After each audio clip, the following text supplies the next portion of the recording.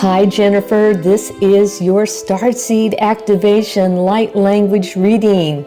Light language speaks to the soul without words. It's a feeling, it's an emotion. It goes to the right side of our brain, which is our creativity, music, dance, the creative arts, and our intuition. The left side of our brain is being analytical, logic, mathematics, and science, and the verbal words that we use here on the planet. Most countries outside the United States, a symbol means more than one thing, whereas in the United States, one word means just one thing. And so when I see these around others, it helps activate a spark of DNA light within you to help you remember who you are. So I always ask people to put them in a hallway where you see it most of the time, or in your bedroom, by a desk, or even as a screensaver on your computer is very, very helpful. In most of these readings, this is usually your guides and angels coming in to help you to remember who you are, your spaceships that are always out there working with you, and they come in here and generate energy to bring down and create activations. This is the symbol for the starseed. You are an early starseed, and this symbol comes from Aborigine in Australia symbols on a lot of their rocks, along with the spirals that create activation and change.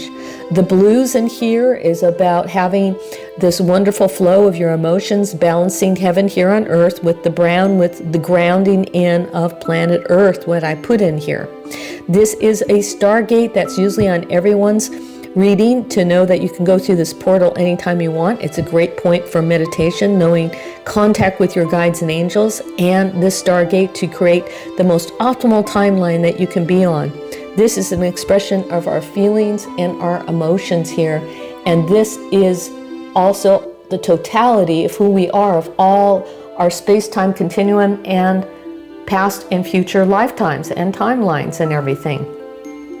In the center here is your light language here, all the way around, and all the way through here is your light language. And here I feel that these are Pleiadian light language. I feel that the seven sisters you have contact with because you're such a creative person.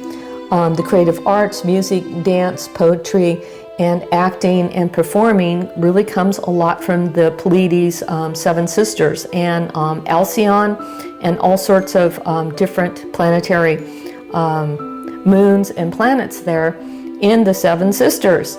I feel that there's a great connection with that, and also a form of telepathy that you have in dream time with them. I feel that these are pillars of wisdom that come in, bringing it heaven here on earth with information you have, gateways that you go through. This is your remembrance of God, but half of it's missing because we're half here. That sea there, this is a wave of energy. This is family and community in the Mayan glyphs. This is a bar, and one dash is usually a number 6. This is about having balance here while you're here, almost like an infinity sign. And this is also creating structure and function here by channeling in the Pleiades that you have right here. This is that balance, heaven here on earth here, bringing that down, creating that structure. This is the road path that you are always at in this lifetime. Which way do I go? Do I go to the left or do I go to the right? Connecting to all your lifetimes and the totality of who you are. This one comes from the planet Arcturus. I feel that you have some connections to Arcturus, and this is about having structure, science, metaphysics, stargates, working in community here with people facing each other, having that balance of structure, going to your own path, being the leader in this lifetime, following the metaphysics. This is Hermetic with the two moons connecting, and knowing the stars and astrology and numerology and the spiritual realms is so, so important. In fact, Max, the crystal skull, comes from Arcturus. And Max is a 20-pound skull that was given to Joanne Parks, a little lady in Texas, surprisingly. And she had Max for several years. She inherited it from a monk, and Norbu Chin. And he had a center there, and Joanne's daughter was dying of cancer and was ready to die in 6 months, and she brought her daughter there to sit with Max the Crystal Skulls and the monks, and her daughter, life was extended for 3 years until she passed away, but then she worked for the monks for 7 years, and after 7 years, Norbo Chin was dying, and he gave Max the Crystal Skull to her. She didn't know what to do with him for many years. It was in a hat box in the closet, and then one day he started talking to her telepathic-wise. He wanted to come out of the box and go see people, and we had Max at our home for 15 years in Fresno. I became very good friends with her, and oh my God, what a blessing Max was. In fact, I'm going to move away from here on the reading and go to a picture I have right by my workstation. Here's Max the Crystal Skull. I colored it digitally, but I took this photograph of him in my home. He was formed by the Ascended Masters on Arcturus, my guide said, and they used their consciousness to form his, crystal skull. And it has wisdom in it. They put all the ancient libraries and galactic libraries within him. By just looking at his picture can create a body healing and remember who you are. He can talk to you in dream time, and oh my God, does he kick butt. He's so wonderful. I just love it. So, going back to your reading here, that's why I even sell it on my Etsy store, because just that photograph alone can really help. Now this one, from the Arcturus comes from here, and then now it's saying, you be the leader, the way shower, but have more fluidity. Go with the flow. What does God or Creator or your guides have for you? And pointing the way into your spiritual purpose and into these stargates here that are coming on the planet and reaching good health and ascension and everything. And the vertical pillars, anytime you see them in here, especially in threes, that's like the joy of living, but like these vertical pillars here from Arcturus is an axis connecting heaven here on earth, and they represent alignment and truth and becoming a clear channel for divine wisdom. That's your telepathy. And it's kind of like the tree of life, with everything is interconnected, and it's an archetype found in many spiritual traditions. So how cool is that? I love it. Now this is also like the infinity imbalance, but it also makes an X.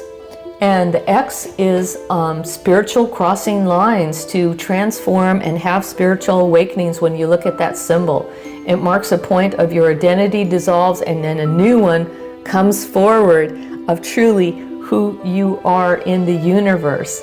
And then of course the dots and dashes, anytime you see the dots and dashes, like I said, helps awaken your spirituality and divinity of who you are, and to help release those emotions, because we're here to be on this planet to experience these emotions. Even though it sucks or we're having pain, it really teaches us lessons about ourselves, and it helps us with our spiritual journey in the universe without that.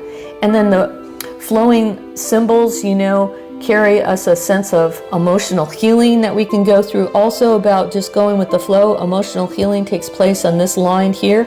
And so maybe anything going on in your body, by looking at this light language line, can really, really help you be the totality of who you are, and maybe some wonderful healing can kind of take place there. Wouldn't that be kind of cool? So really the message I got for you, and I typed it out for you, is to, what it's kind of saying is, return to your original light. Beneath every role, every wound, and every story is the pattern placed within you before this lifetime began.